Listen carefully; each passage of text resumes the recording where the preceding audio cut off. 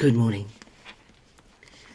I'm continuing to think about the amazing change that the coming of Jesus made to the world, to time, to eternity, to everything. The pivotal point of history. And John in John chapter 1 says, "In him was life, and the life was the light of men. The light shines in the darkness, and the darkness has not overcome it." Jesus was light, is light. He goes on in verse 9, chapter 1 of John. "The true light that enlightens every man was coming into the world." Jesus brought light. In the creation, the first thing God did was bring light. Let there be light. And Jesus is light. Jesus himself said, "I am the light of the world." Remember when Jesus was on the cross, dying, everything went dark. The whole world went dark. Not because there was an eclipse of the sun, but because the light source was dimmed. Now we think of the sun and the moon as our light sources, the sun, the source of the light that the moon sheds.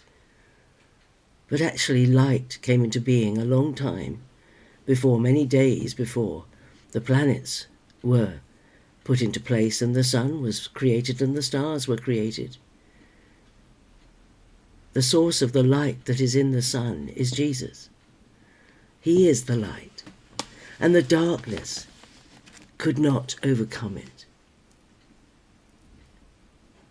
Darkness is, when we can't see anything at all, when everything is dark, it's really quite scary because we rely on light so much.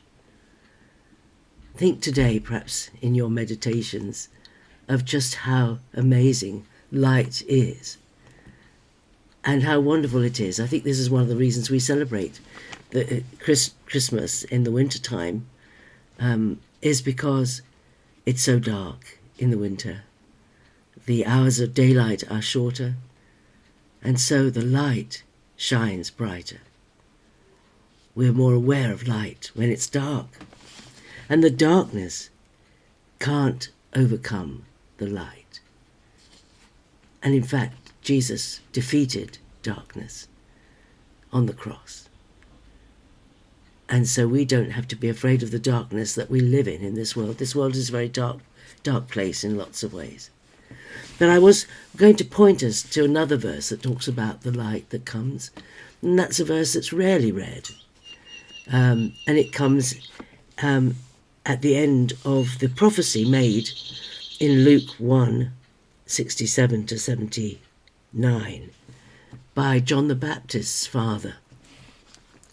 John the Baptist, of course, John, the one who baptized, the one who dipped, the dipper, John the Dipper. That's what baptism is really. The word baptize is a transliterated word. It's not a translated word, but it was used of those who dyed garments, who submerged the whole garment to dye it a different colour. And that word for submerging, totally immersing, is the word baptism, baptizer. So the dipper, John the Dipper. Oh dear. But his father, the story of his coming is contained in Luke chapter 1, and we rarely read it. And it was totally miraculous. Zechariah and his wife Elizabeth were old people. They hadn't had any children and they had no prospect. They were beyond childbearing age, well beyond it. And Zechariah meets Gabriel, who comes and prophesies to him, and John is conceived and born. And when John is born, Zechariah gets his ability to speak back, and he prophesies. And at the end of his prophecy, in verse 79 of Luke chapter 1, he says, 78, let's start 78. No, I have to go back a bit. Verse 76, "And you, child," that is John, "you, John, will be called the prophet of the Most High, For you will go before the Lord to prepare his ways, to give knowledge of salvation to his people in the forgiveness of their sins through the tender mercy of our God, when the day shall dawn upon us from on high, to give light to those who sit in darkness and in the shadow of death, and to guide our feet into the way of peace. That's what Zechariah said. He knew that John, his son, was to be the prophet who would prepare the way for the coming of the light into the darkness. And he expands the darkness, those who sit in darkness and in the shadow of death, and to guide our feet into the way of peace. He knew what Jesus was coming for, and he knew this was when Jesus had not arrived. Jesus had been conceived and was in the womb of his mother, but when she was 3 months pregnant, the baby that Elizabeth was carrying was born and named John. And it was at that point that Zechariah made this prophecy. He knew that Jesus was coming, and he knew what he was coming to do, to be the light for those who sit in darkness and in the shadow of death. You know, death is the ultimate darkness that people fear. We have no reason to fear death. Our Lord has conquered death. Death has no longer a sting for us. I think if there's anything to be nervous about when you think about death, it's how it will happen. Because none of us have ever been through that door before. And so whenever we're faced with something we've never done before, we're bound to be nervous of it.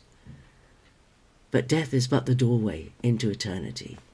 And the sting of death, that is the punishment that is attached to death, has been taken by Jesus.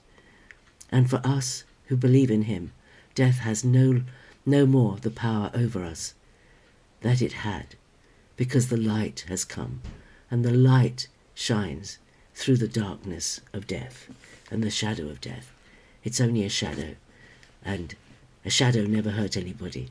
The shadow of a lion never ate anybody. The shadow. I've got to stop. Time goes so quickly when I'm chatting to you. God bless you. Have a great day as you ponder the light that has come into the world. See you tomorrow. Bye-bye.